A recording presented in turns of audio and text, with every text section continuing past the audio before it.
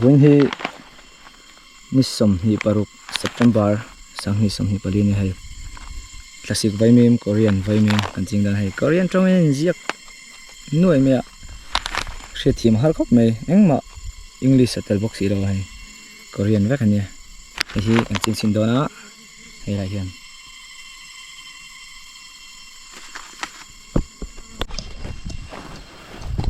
jena kar hi fitum zerin kan tia hian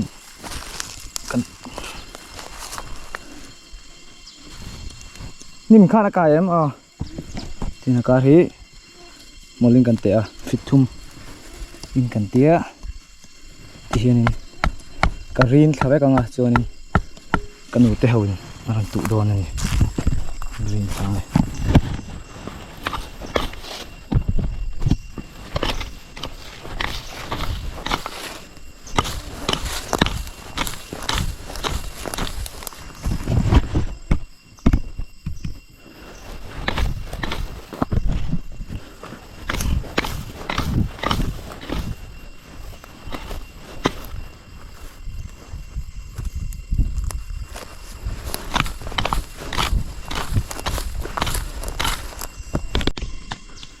hian inches thum li dan zela kan tu ni ang kha zela ngal thaka hian jing deuin kalon tura ni lo kan tlang va te ro chu huai sen na nei tura kan fuya kan ti cha ke ro chu ngai ni a lo ti ve ba ka zo na ti lo in zo va tin ma ba ko le ni mom ta zo ani mol lo ani ti hian tuna kan thlir lai hi vai mi mun chho vek kha ni to hai hi lai chho zong zong hi ani vek ani ti hian thlanglam a po khon khulam po khun ni veka khu ni zong khu ni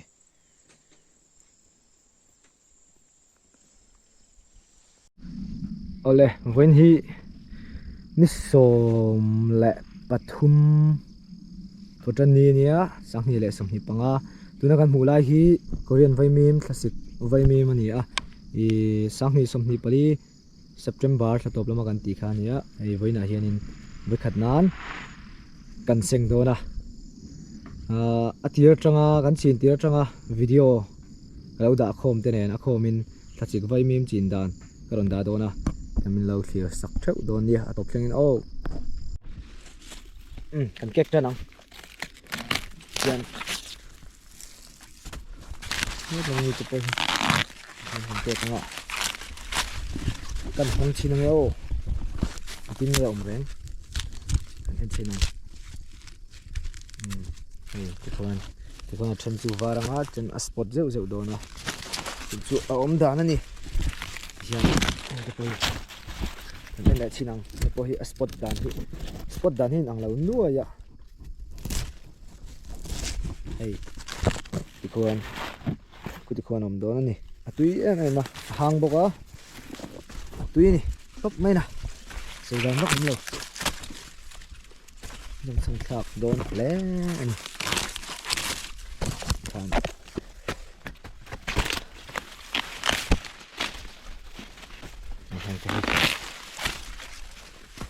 ruột tui om lova kasika chuan kan pe thei chong si lawa he tin tu kasik vaimin chin hi anuama mi vaimin tha to lo nuwa thian vaimin tui tak mai han tha thei bik sim sim te hi anom na lai ania chonin I aret po hi vaimin tam hun lai ai khanin a thadewa azia deu aret po hi kasik han thar te hin yum ba emon hianin alen putin kan chinga alen vekin awma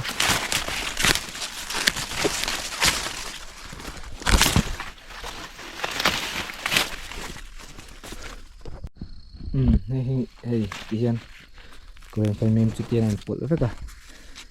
hian hei kan mu zong zong hi hian hei hong zong hi ni vek ta chuanin mun zim te tam deuh vai mim kom tam deuh thar chuak kan du chuanin I nei heading hian inches thum vela a kar hi tian kan ti chau veka tian a lenin chuan a kara hian fit thum atla chuanin hemi abikar hi inches thum te inches ni te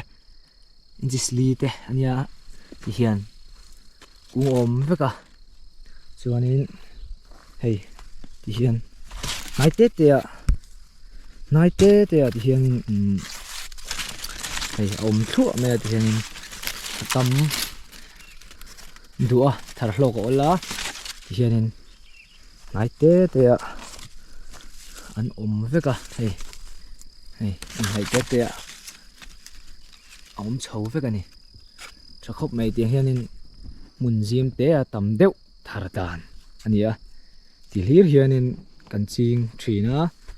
kan thar tam ve thei em ani a mun zim ma sela ka ti jong kha thlasik bai mim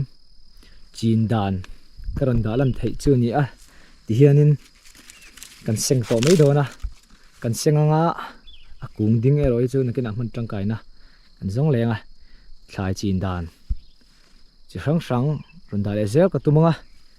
ka channel te hi min lo gai hlut saka min lo thlir sak zel tuin ka som chewa in thei be chuanin min lo subscribe min lo share like and comment thleng khanin in khoi na karon nge na ni e tuna tang chuan tuna dan di chuan ong tha phot me ule